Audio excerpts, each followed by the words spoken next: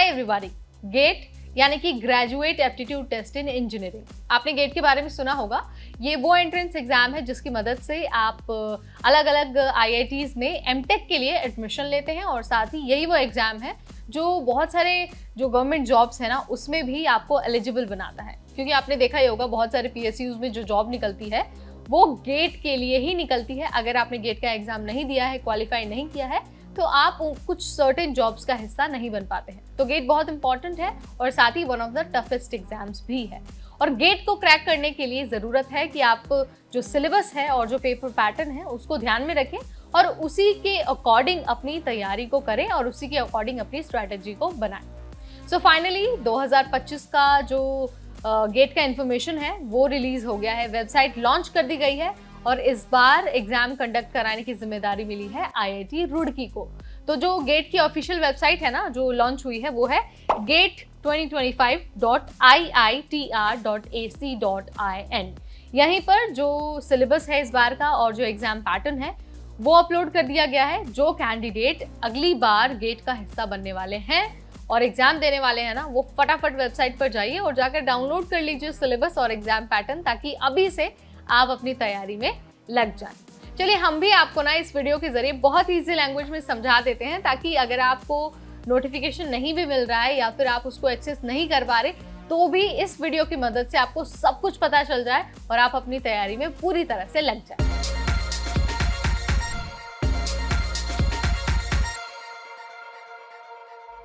तो सबसे पहले बात होगी कैसा होता है गेट का एग्जाम पैटर्न।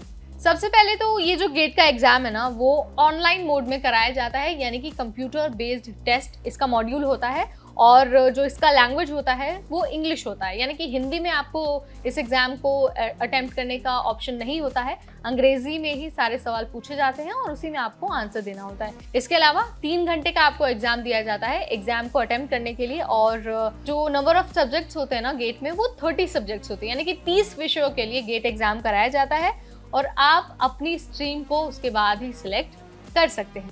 इसके अलावा जो डिटेल पेपर पैटर्न है ना वो भी जानना आपको जरूरी है, यानी कि वो जो 3 घंटे का वो एग्जाम होता है उसमें किस किस क्षेत्र से सवाल पूछे जाते हैं, कौन कौन सी चीजों पर एम्फसाइज किया जाता है और कौन सी चीजें आपको ध्यान में रखनी है। तो सबसे पहला, क्योंकि ये जो टेस्ट है एग्जाम है वो ऑनलाइन होता है तो जाहिर सी बात है कि आपसे एमसीक्यू यानी कि मल्टीपल चॉइस क्वेश्चन पूछे जाएंगे, जिसमें 3 या 4 ऑप्शन होते हैं या फिर 4 या 5 ऑप्शन होते हैं और आपको एक करेक्ट आंसर चूज करना होता है। सो सबसे पहले तो आपको एमसीक्यूज उसमें पूछे जाते हैं, न्यूमेरिकल आंसर टाइप क्वेश्चंस भी आपसे पूछे जाते हैं। उसके बाद जो अगर हम बात करते हैं ना कि किस तरह के सवाल उसमें पूछे जाते हैं तो उसमें recall, comprehension, application, analysis and synthesis, इन चीज़ों को ध्यान में रख के आपसे सवाल पूछे जाते हैं। और अगर हम मार्क्स की बात करते हैं तो टोटल 100 मार्क्स होते हैं। जनरल एप्टीट्यूड के लिए 15 मार्क्स, जो इंजीनियरिंग मैथमेटिक्स है 13 मार्क्स, सब्जेक्ट के जो क्वेश्चंस होते हैं उसमें 72 मार्क्स होते हैं।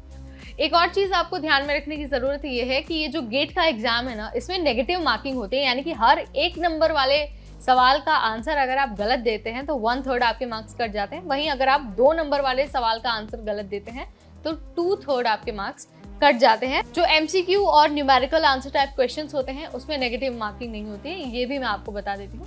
अगर आपको थोड़ी सी भी कंफ्यूजन है या फिर आपको कुछ नहीं समझ में आ रहा है तो आप सीधे जो ऑफिशियल वेबसाइट पर सिलेबस है और पैटर्न है उसकी मदद ले सकते हैं। देखिए जो वेबसाइट मैंने आपको बताई ना IITR वाली, उसी पर एप्लीकेशन का प्रोसेस भी शुरू होगा और जो डिटेल बुलेटिन है वो भी उसी पर आएगा। अभी सिर्फ सिलेबस और पेपर पैटर्न आया है ताकि आपको आइडिया हो जाए कि कौन कौन से फील्ड से सवाल पूछे जाते हैं और ताकि आपको ये पता चल जाए कि आपका पेपर किस तरह का होने वाला है।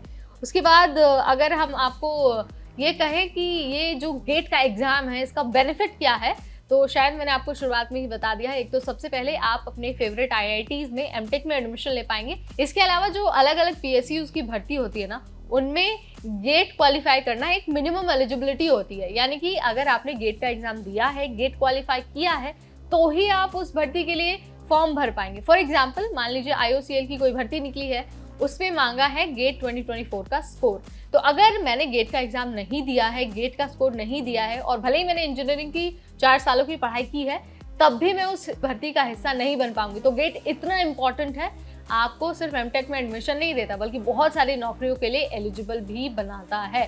सो इस बात का आपको ध्यान रखना है और आपको अच्छे से तैयारी करनी है। सिलेबस और पेपर पैटर्न को ध्यान में रखकर तैयारी करनी है ताकि आपसे कोई मिस्टेक ना हो और आप वन गो में 2025 का जो एग्जाम है उसे एस कर पाए। So this is all about GATE syllabus and paper pattern 2025। कोई सवाल है, कुछ भी आपको जानना है तो कमेंट सेक्शन आपके लिए खुला है, आप वहां आ सकते हैं और अपनी क्वेरी रेज कर सकते हैं। Till then, this is me Neha Upadhyay signing of.